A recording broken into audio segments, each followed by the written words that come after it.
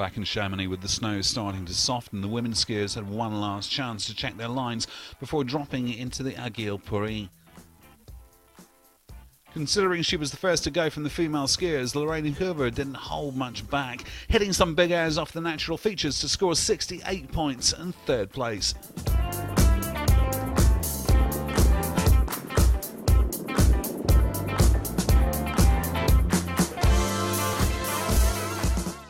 I didn't finish last season as I'd hoped, but I won the European Qualifier Tour and that's why I'm here now. Today I just wanted to do a solid, fast and fluid run with some jumps, and that worked out quite well.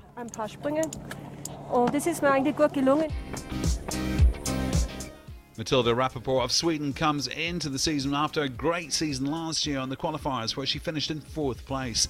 She took a creative line in Chamonix, taking in a number of features in a smooth, no hesitation run. Rappaport took 2nd place with 75 points.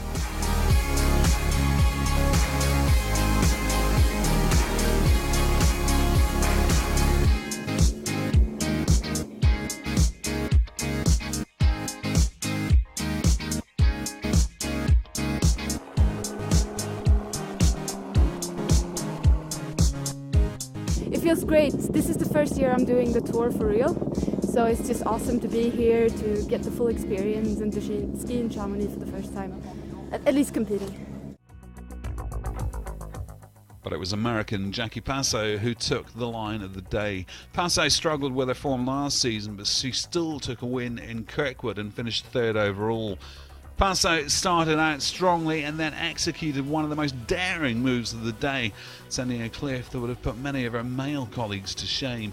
She smashed her knee into the face in the landing, but her incredible control earned her a score of 80.5 and a well-deserved 1st place.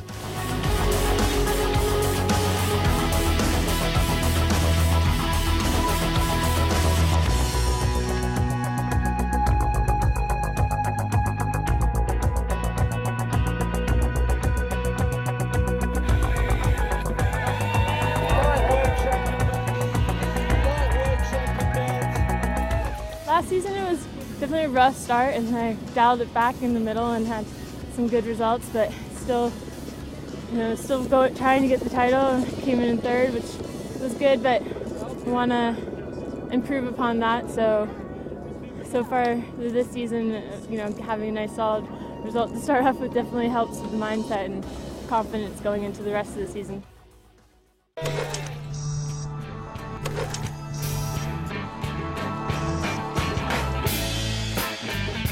Well, as a judge, the perfect run, that's a good question. I think we would really like to see a very interesting line, something that haven't been done before, including some massive jumps with tricks and a very good flow all the way through the run. I would say that's the key things for this year. Oh, hang on a second, I'll have to get out.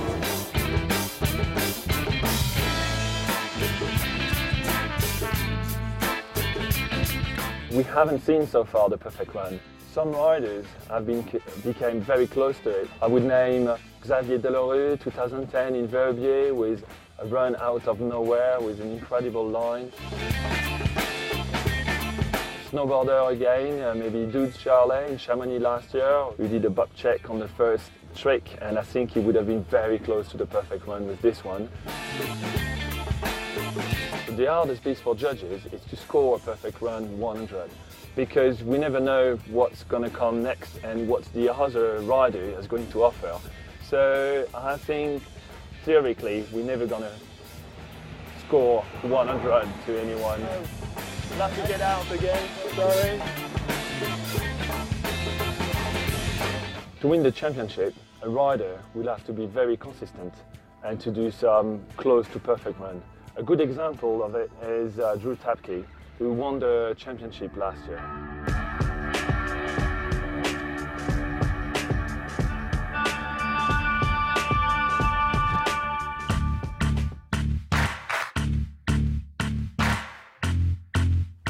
Oh, hey guys, world champion Drew Tapke here.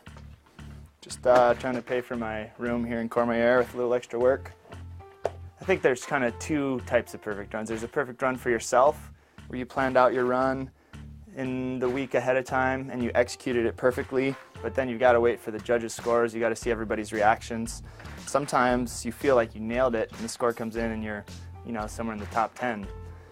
It's always that balance you've got to find, because you need to be consistent. You want to stay on the Freeride World Tour, you want to place well in the overall, but you know that's not going to put you in the history books and that's not going to change the sport. Perfection and the run that you're really proud of and that you can look back on 5 years from now is kind of how I decide how to ski, you know. I want to look back at those runs and be proud of them. For me, I had a perfect run for myself, and it was in Revelstoke last year when I won that event in Canada. And it was just, you know, one of those moments. It was perfect snow on an absolutely beautiful venue. I ended up skiing a line that nobody else picked. But that run for me, it was as if I had already done it, and as I went down, everything was exactly where I wanted it to be. I got to the finish line and it was like everything worked out so as I envisioned that I'd never had that feeling before, and that was the closest I'd had to that perfect run. The thing about freeride is it's not just up to you. You can be as prepared as possible. You can pick the right line, but it comes down to chance a lot of the time, you know. That's why I love freeride. I think it's really representative of you know, skiing in the mountains. The mountains aren't always a perfectly groomed half pipe or GS course, you know. You gotta have the stars align and be ready for it when that time comes. The definition of a perfect run, it's definitely constantly evolving, you know. We've got new riders coming onto the scene every year. These days we're seeing guys like Fabio Studer, and they're pushing these levels where nobody had ever gone before. They've got a bunch of freestyle and really technical riding. Chit-chat, Drew. I'm not paying €5 per hour to do nothing. If you want to ski today, keep working.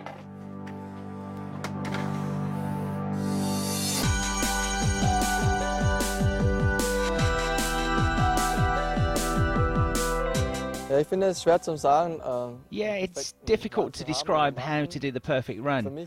For me, it's mixing big mountain and freestyle. It's about riding fast and fluid, finding good jumps, and then combining all of that into one run. I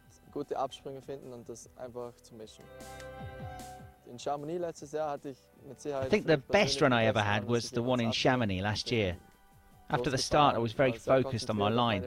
I kicked the run off with the right side hand drag 360 and then rode to my main feature at that contest, a cliff into the steep part of the face. There I did a 720, which went very well. After that, I rode to a double stage at cliff, and that also went well. For me personally, that was the best run I ever had in a big mountain. I mixed big mountain and freestyle very well, but if I look back at it now, I think I would try to ride a bit faster.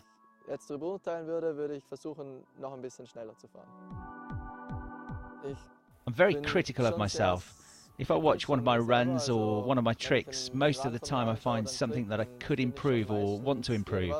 Maybe I'm a bit of a perfectionist.